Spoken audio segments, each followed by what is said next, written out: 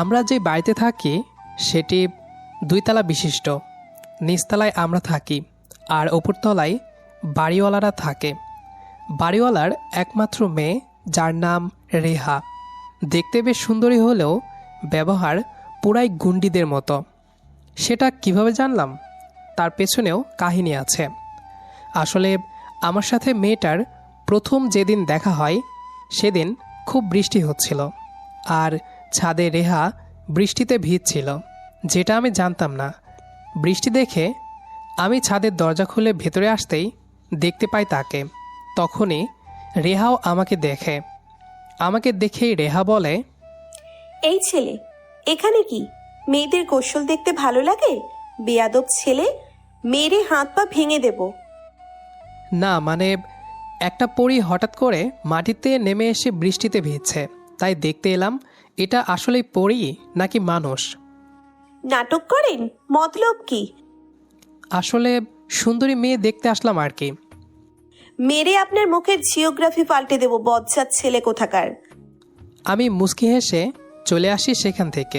খোঁজ খবর নিয়ে জানতে পারি মেয়েটা খুবই ঠোঁটকাটা স্বভাবের, যাকে বলে গুন্ডি একটা মেয়ে। আর এই মেয়েটা এখন আমার বউ। ওই রাশিক, এদিকে আসো। বারবার কেন ডাকতে হয়? তোমারে কিন্তু মেরে আমি গুড়া গুড়া করে দিব। জলদি আসো বলছি। আসছি, খালি হুমকি দাও কেন? বাড়িওয়ালার মেয়ে বলে কি আমাকে সবসময় ভয় দেখাবা? এমনটা কিন্তু ঠিক না। বেশি কথা বলো না, শাড়ির কুচিটা ধরো। ধরছি। আজকে বায়না ধরেছে সে ঘুরতে যাবে। যাই হোক, সে কিভাবে আমার বউ হলো শুনবেন। সে এক প্রকার জোর করে আমাকে বিয়ে করে। চলেন তাহলে পুরো ঘটনাটা বলি আপনাদের। আমার বাসার ওপরের ফ্ল্যাটে একটা পরী থাকে। একদম পরীর মতোই দেখতে মেয়েটা। মনে হয়, ইস, এই মেয়েটা যদি আমার বউ বা গার্লফ্রেন্ড হতো। কিন্তু আমার সে কপাল নাই, তাই কেবল দূর থেকেই দীর্ঘ শ্বাস ফেলি। পরীটার নাম রেহা। আর এই গল্পটা আমার আর রেহার। আমাদের বাড়ির মেইন গেট সবসময় বন্ধ থাকে। দারোয়ান থাকলে তো কথা নাই, দারোয়ানই গেট খুলে দেয় প্রয়োজনের সময়। কিন্তু যখন দারোয়ান থাকে না তখন বাড়ির লোকজন বেশ বিপদেই পড়ে। দুপুরের দিকে দারোয়ান সাধারণত থাকে না, সেদিনও ছিল না। ভাগ্যিস ছিল না বলেই রেহার সাথে দেখা হলো। রেহা আমাদের ওপরের ফ্ল্যাটে থাকে, বাড়িওয়ালার একমাত্র মেয়ে। এক কথায় বলতে গেলে রেহা দেখতে ভয়াবহ রকমের সুন্দর। আর সুন্দর বলেই সবসময় খুব মুডে থাকে বলতে সবসময় মুখে একটা বিরক্তির ছাপ, যেন সব কিছুর ওপর সবার ওপর সে বিরক্ত। আমি আজ পর্যন্ত রেহাকে কখনো হাসতে দেখিনি, জানি না কখনো দেখব কিনা। তখন কেবল ক্যাম্পাস থেকে ফিরেছিলাম। বাড়ির সামনে এসে দেখি রেহা দাঁড়িয়ে আছে গেটের সামনে। অ্যাজ ইউজুয়াল মুখে একরাশ বিরক্তি। পাশে এক রিকশাওয়ালা তার রিকশা নিয়ে অপেক্ষা করছে। তবে রেহাকে দেখে মনে হচ্ছে আজ অন্য দিনের থেকে যেন সে বেশি বিরক্ত। রেহা গেটের সামনে দাঁড়িয়ে বারবার কলিং বেল চাপছিল। আমি চুপচাপ দাঁড়িয়ে আছি, একটু দূরে ওর কাণ্ড দেখছি। আফামনি, আমার ভাড়াটা দিয়া দেন, চইলা যাই। আরে আশ্চর্য, ভাড়া দেব থেকে? আপনাকে বলিনি আমার ব্যাগ ছিনতাই হয়ে গেছে? বাসা থেকে টাকা দিতে হবে। কিন্তু গেট তো কেউ খুলে না, সারাদিন কি বসে থাকবার পারি? বসে থাকেন, আপনার ভাড়া আপনি পেয়ে যাবেন। রেহা এবার আমার দিকে তাকালো, বলল, আমি আমার চাবিটা আনতে ভুলে গেছি। আমি অনেকক্ষণ ধরে বেল বাজাচ্ছি, কেউ আসছে না। আপনি কি একটু দেখবেন আপনার বাসা থেকে কেউ আসে কিনা? মনে হয় কারেন্ট নাই। তাহলে এবার যে কি করি? রেহাকে আবার অস্থির মনে হলো। আমি বললাম, আর একটা উপায় কি আছে? কি? আপনি একটু সরে আসেন, আমার কাছে চাবি আছে। রেহাকে আমার ওপর বিরক্ত মনে হলো, অনেকটা বিরক্তি নিয়ে বলল, আপনার কাছে চাবি আছে? চাবি ছিল তো এতক্ষণ দাঁড়িয়েছিলেন কেন? প্রথমে বলা যেত না? আপনি এত চেষ্টা করে চলেছেন যে আসলে আমি সুযোগই পাইনি। আপনি যেভাবে বিরক্ত মুখে কলিং বেল টিপছিলেন, বলতে সাহস হয়নি। আমার কথা মনে হলো রেহার পছন্দ হলো না। বলল, হয়েছে, ঠিক আছে, দরজা খুলুন এখন। খানিকটা হুকুমের মতো শোনালো। আমাকে যে এভাবে হুমকি দিল। আচ্ছা, এবার যদি গেট না খুলি? একবার মনে হলো বলি যে আমার চাবি আমি খুলব না, আপনার চাবি আপনি নিয়ে আসুন গিয়ে, কিন্তু তা বলা হলো না। গেট খুলে দিলাম। রেহা ভেতরে চলে গেল। আমি রিক্সাওয়ালাকে ভাড়া দিয়ে দিলাম। তাকে দেখলাম রেহা সিঁড়ি ঠেলে ওপরে উঠল। আমি এগিয়ে গিয়ে সিঁড়ির মধ্যখানের ফাঁক দিয়ে উকি মারলাম ওপরে। দেখি রেহাব তখনও বাসার কলিং বেল চেপেই যাচ্ছে, চিরপরিচিত বিরক্ত মুখে। আমি যে রেহাকে দেখছি সেটা ও হয়তো টের পেয়েছে। দেখলাম রেহাও সিঁড়ির ফাঁকা জায়গা দিয়ে আমার দিকে কেমন বিরক্ত চোখে তাকিয়ে আছে। আমি তাড়াতাড়ি বললাম, দেখুন, আপনার ঘরে চাবি কিন্তু আমার কাছে নাই, আগে থেকে বলে দিলাম। রেহার মনে হয় ঠাট্টাটা পছন্দ করলো না। সুন্দরীরা খুব একটা ঠাট্টা পছন্দ করে না।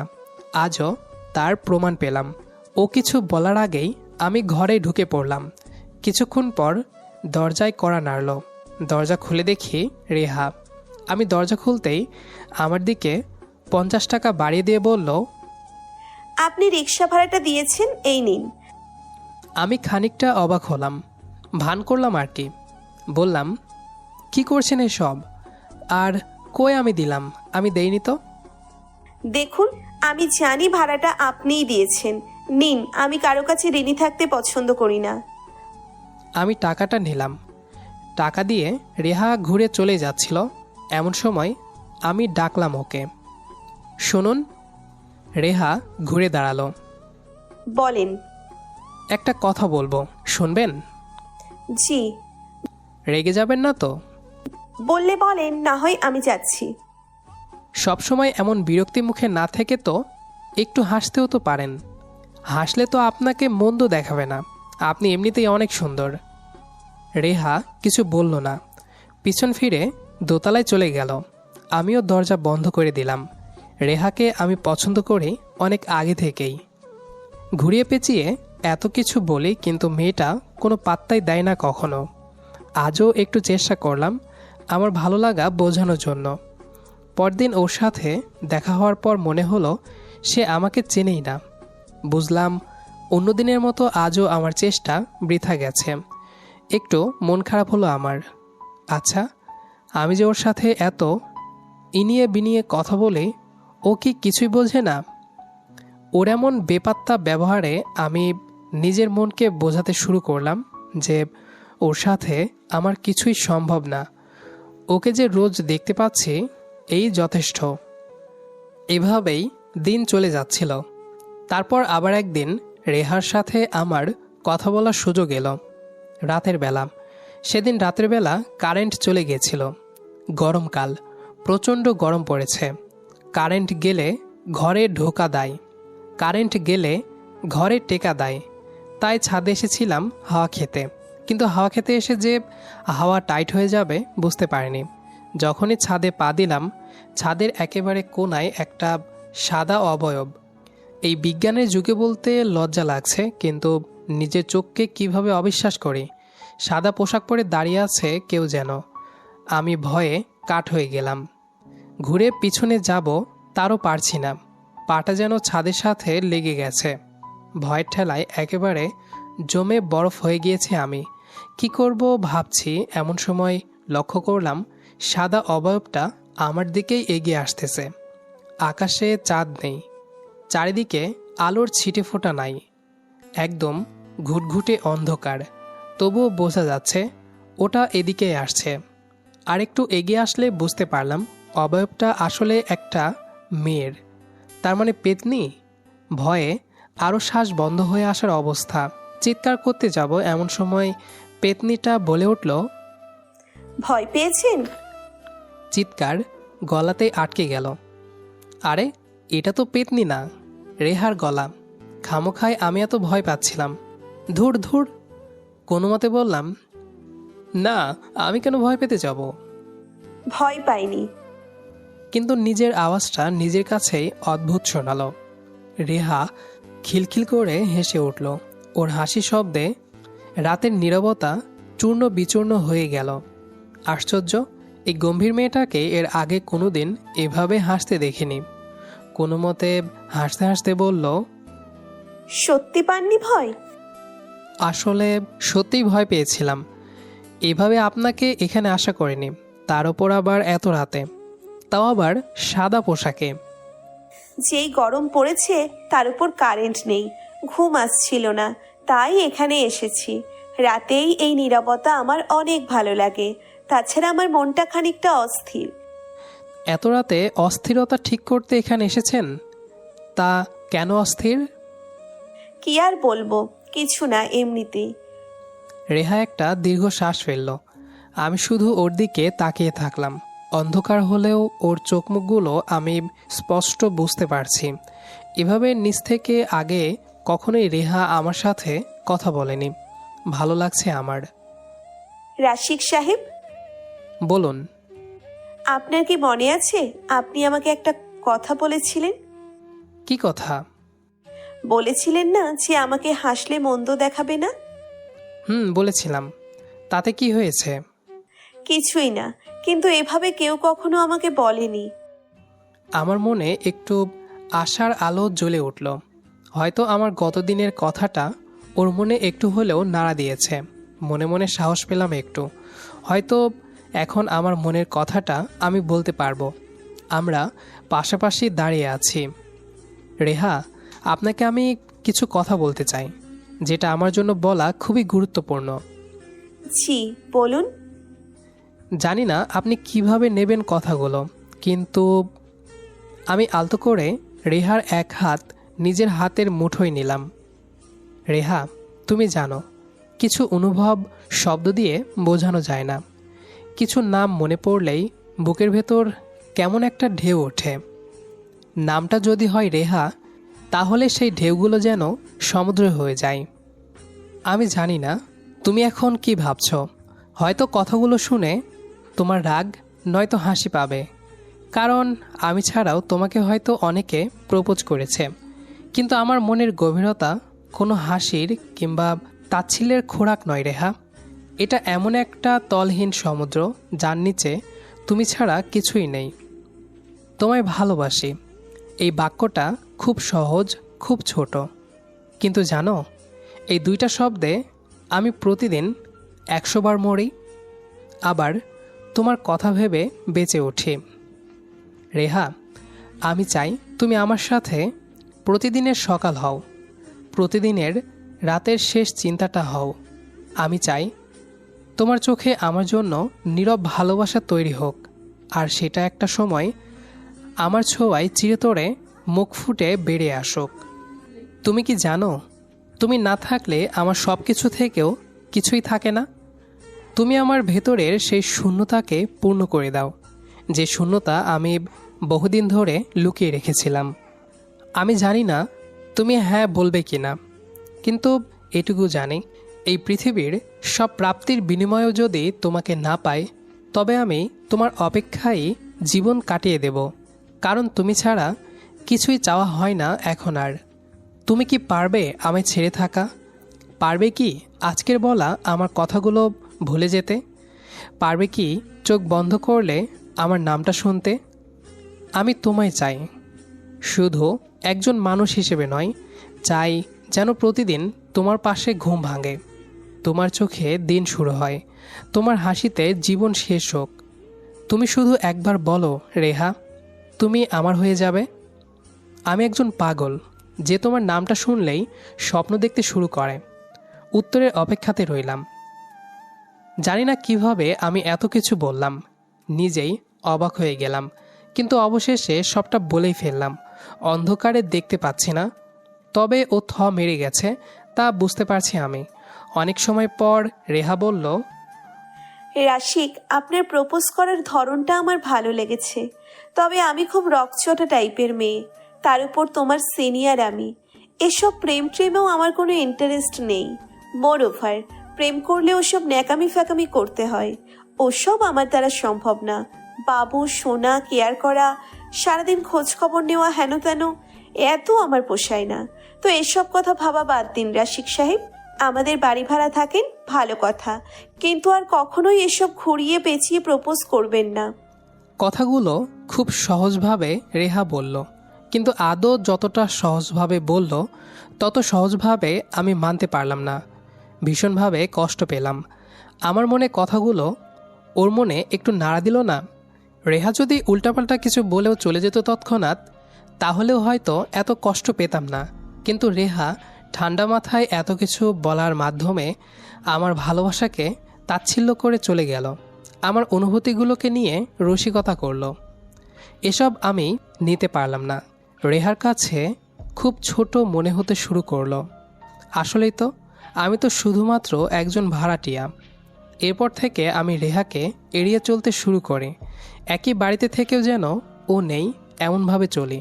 ও সামনে আসলেও কখনো কথা বলতে যায়নি। আর কতই বা ছ্যাঁচড়া হব। আর কিছুদিন এভাবেই গেল, কিন্তু কিছুদিন পর আমি একটা পরিবর্তন দেখতে পেলাম। রেহা আমাকে দেখলে আমার দিকে তাকিয়ে থাকে। কয়দিন পর থেকে কথা বলতেও চাই, খেয়াল করলাম, কিন্তু আমি এড়িয়ে গেলাম। আর মায়া বাড়াতে চাই না আমি। এমনই একদিন বাসা থেকে বের হচ্ছি, রেহা আমার পথ আটকে দাঁড়ালো। কি ব্যাপার? কি? কি হয়েছে আপনার? কি বলছেন? আমার কি হবে আবার? আপনি আমাকে এড়িয়ে চলেন কেন? আমি আপনাকে এড়িয়ে চলবো কেন? কে আপনি যে এড়িয়ে চলবো? সরেন, আমার কাজ আছে। আমার কথায় রেহা অনেক রেগে গেল। বুঝতে পারছিলাম ইগোয়ালা মানুষের ইগোতে লেগেছে, কিন্তু এতে আমার কিছুই করার নেই। ওকে এড়িয়ে চলে গেলাম। এরপর কিছুদিন পর ছাদে ছিলাম বিকেলে। তখন রেহা ছাদে আসে। এসেই আমাকে জেরা শুরু করে। এই, আপনি আমার সাথে কথা বলেন না কেন? তাতে আপনার কি? শোনেন, আমাকে মোটেও এভাবে ইগনোর করবেন না। এসব কিন্তু আমার একদমই সহ্য হয় না। তাতে আমার কি? রেহা এবার ভীষণ রেগে গেল। এসে আমার কলার চেপে ধরল। শোন, আমার ধৈর্যের পরীক্ষা নিবি না একদম, খুন করে ফেলবো তোকে। রাগাবি না আমাকে একদমই। এরপর যদি ইগনোর করেছিস। এই বলে রেহা কিছুক্ষণ ওভাবেই ধরে রাখলো, তারপর হিসিস করতে করতে চলে গেল ছাদ থেকে। আমি ওভাবেই চমকে দাঁড়িয়ে থাকলাম। এটা কি হলে রে বাবা? এ কি সাংঘাতিক মেয়ে! আমি সিদ্ধান্ত নিলাম বাড়ি ছেড়ে অন্য কোথাও চলে যাব। বাসা খুঁজতে শুরু করলাম, কিন্তু যতদিন থাকবো ততদিন ঘরবন্দি অবস্থায়। বাড়ি ছাড়ার কথা বাড়িওয়ালাকে জানিয়ে দিলাম।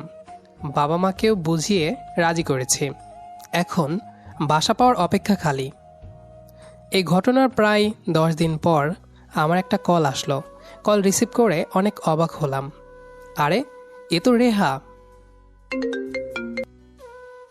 কি রে, কথা বলিস না কেন? কখন থেকে হ্যালো হ্যালো করছি। হ্যাঁ, মানে শুনছি, বলুন। এখনই তোরে একটা ঠিকানা দিব। তুই পাঞ্জাবি পরে সুন্দর মতো এখানে এসে পড়বি। কথা না শুনলে আমি আত্মহত্যা করব বলে দিলাম। সোজা চলে আয়। বলে ফোন কেটে দিল।